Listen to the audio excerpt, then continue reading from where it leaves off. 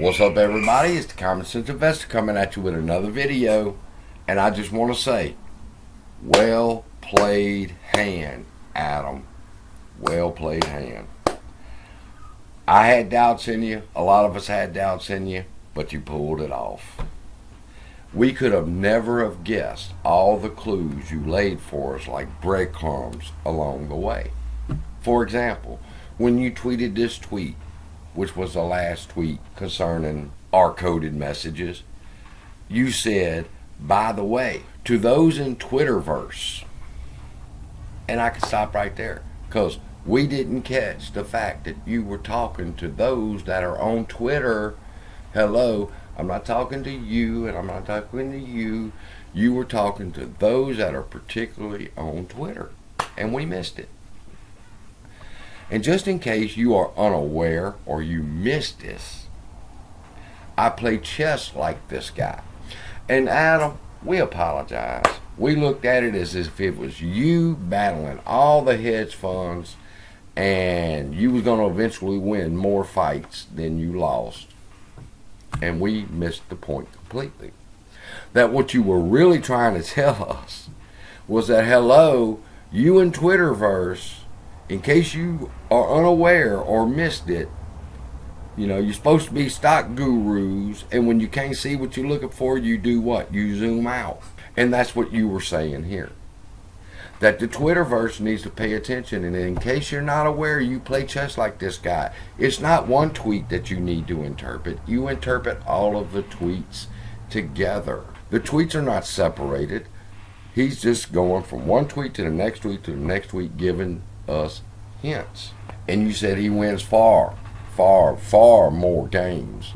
But to those in the Twitterverse, if we zoom out and we look at all of your tweets at one time, then we'll win far more games than we'll lose. So game well played on that tweet. And after you revealed this to us, I went back to the chart that I was studying, Global Tech Industries Group, where they had been fighting short sellers just like we have been doing, only they were ahead of the game.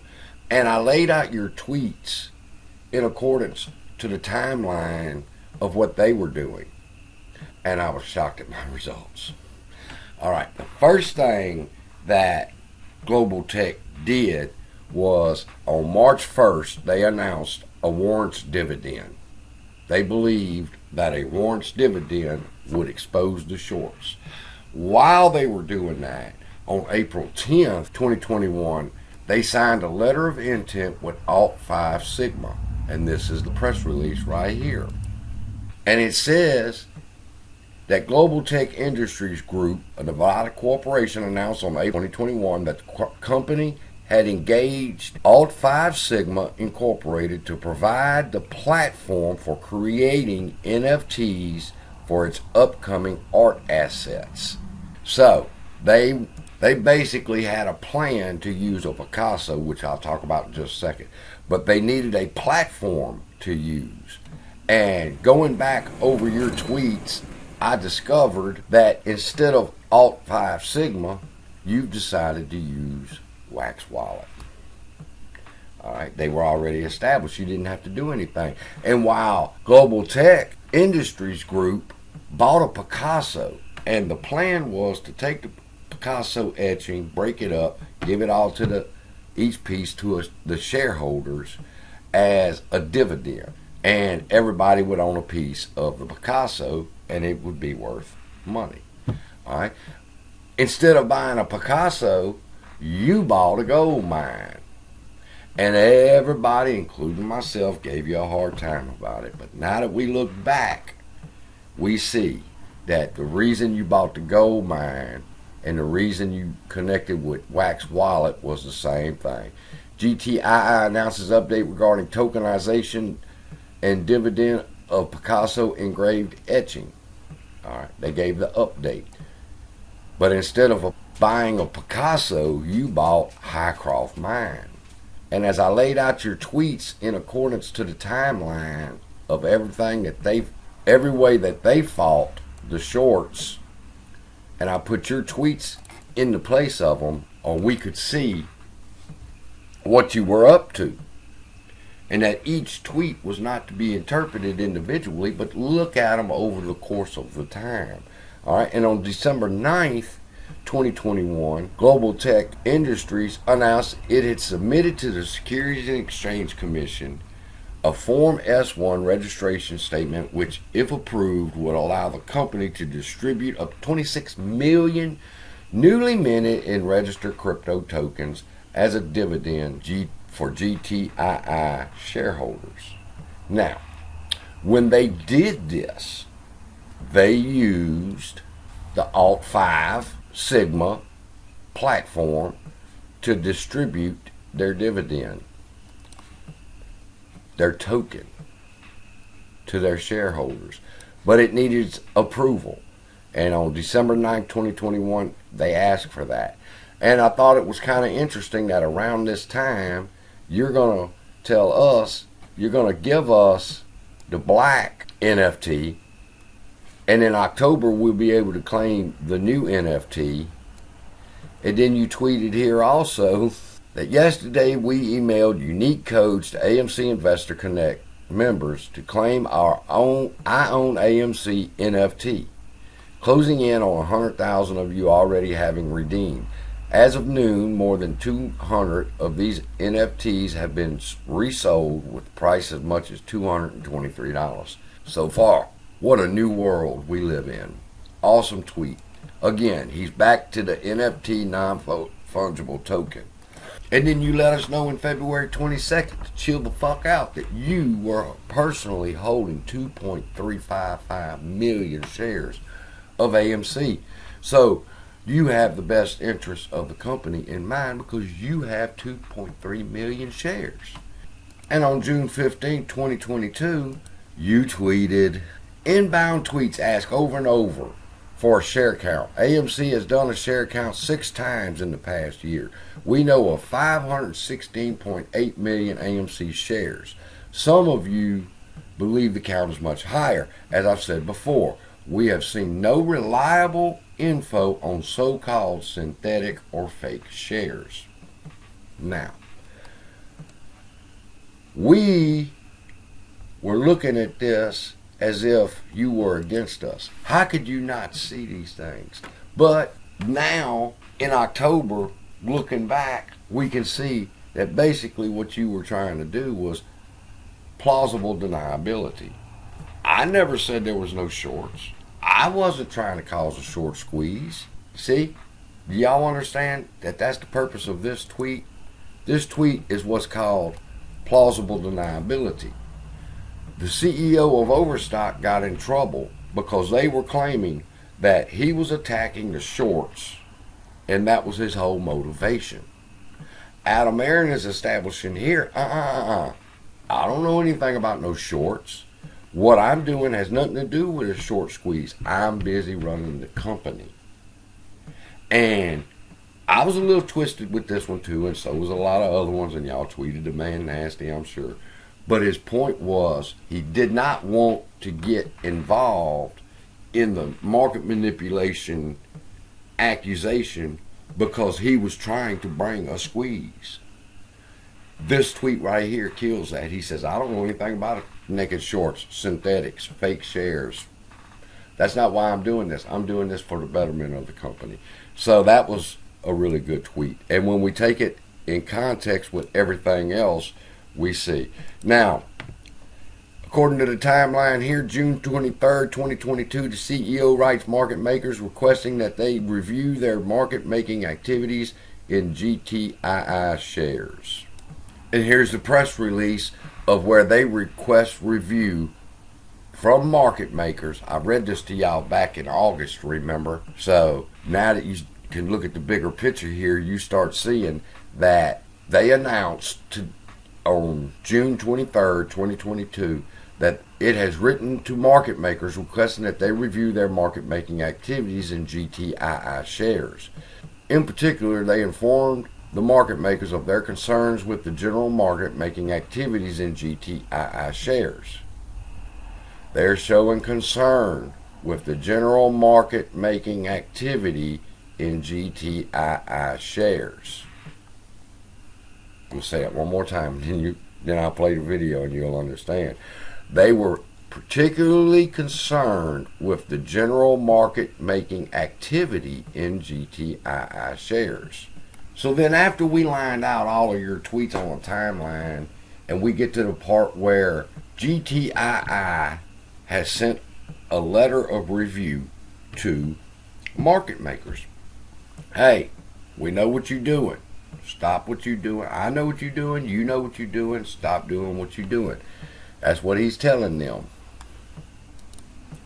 Because like I shared with y'all in the past, the company is hopeful that each market maker will promptly comply with the request to ensure an orderly market in GTII shares. Okay?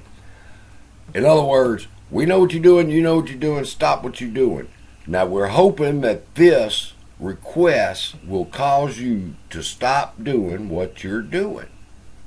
That's basically what he's saying. And also I heard where they said that any market maker that continues in this illegal activity of trading of GTII shares, they will not be able to hide behind the short exempt rules because they're not legal market makers. They're not legally doing what a market maker is supposed to be doing. They're robbing the people. So they're telling them stop. Now, we say AA can't say nothing, but AA did say something. Listen to this. And on the Wednesday, January 27th of last year, our stock went from $5 a share to $20 a share in one day. And we traded on the New York Stock Exchange more shares than I know how to count. At the time, we had 100 million shares outstanding. Total share count. And 50 million of them were in the pocket of one large institutional holder who was not trading stock. So we really only had 50 million shares that traded. On that one day, that day that our stock quadrupled, on that one day, we traded 1,250,000,000 shares in a day. We only had 50 million shares that traded at all. And they turned over like 25 times. That's like every 15 minutes, the whole shareholder base in the company is a new shareholder base in the company. And what became very clear in a very short period of time is that all the institutions have sold their shares to all of you. Now, what's the difference here between GTII's strategy? They're taking on the market makers head on. They've sent them the letter. They said you need to review what you're doing. Your people are fucking up. And y'all are trading our shares all fucked up, creating phantom shares, lowering the price of their stock. And they say here, when market makers fail to meet this requirement as well as other applicable requirements, it can bring into question whether they are engaging in bona fide market making activities and can avail themselves to any locate exemptions afforded to bona fide market makers when executing shorts. What does that mean? They're saying you're not going to be able to hide behind the short exempt rules because you're not engaged in legal market making, bona fide market making activities. What about Aaron? Aaron says Aaron doesn't take the fight to them. At least we don't know for sure because we haven't heard of him sending a letter. So perhaps August 4th during the conference call, we will hear something in the effect of he has sent a letter of review to market makers and told them, stop messing over our shares. That over 1 billion shares were traded in one day. See, he's not attacking them as far as short selling. He's attacking where are you getting these shares, because he specifically stated that the institutions on that day sold their shares to us. And that's how he gets over a 90% retail investment holdings, is that he believes and he's moving with the fact that on January 27th, when 1 billion shares were sold, institutions sold you their shares. Now they no longer have shares. That's his point. And he's bringing it to the auditoriums of the people sitting in there who are shareholders and are listening. You've seen everybody get excited when he says apes. And he's not only speaking to them, he's speaking to the market makers. He's letting them know. Just now he moved the chess piece, and he is now coming forward and saying this is what is wrong. Now, that's for the fight of the short squeeze. The rest of it, the NFTs, like I shared with you, they used Alt 5 Sigma, we use Wax Wallet. They bought a Picasso, we bought a gold mine. They're going to give the Picasso as an NFT. He said in October we'll receive a gold AMC Highcroft NFT. The similarities are there. What he's done, he's using the GTII, the roadmap, and because they were successful. But this has been long enough. I hope y'all enjoyed what we went through. I started it off like I was in the future talking to y'all, and I couldn't get it right. Sorry about that. But I love y'all. Look at these tweets, not one at a time trying to figure out what he's saying, but over a course of time, each tweet leads up and tells the story. So, where are we at? We're at the point where he's either fixing to write a letter of review to the market makers, or he's going to reveal that he's going to file a S1 like GTII did to get authority by the SEC for a dividend. It's coming. You say, how can he do it? We're in debt. Let him run the company. I've learned, I'm sorry, Aaron, run the company. He's going to take us where we need to be. The difference between him and the others, it's not that he can't say anything. He don't want to attack them head on. That it's just going to be a sneak attack. He's going to drop that NFT and it's going to end everything. And he can't be accused of causing the short squeeze because he's already stated, I don't know anything about no naked shorts. I don't know anything about no phantom shares. I do know that I'm fixing to put a tokenized NFT dividend on y'all's ass and in this game, and he's going to win. That's it. That's all I've got. Hope you enjoyed this. Love you. Be blessed. See you in the next video.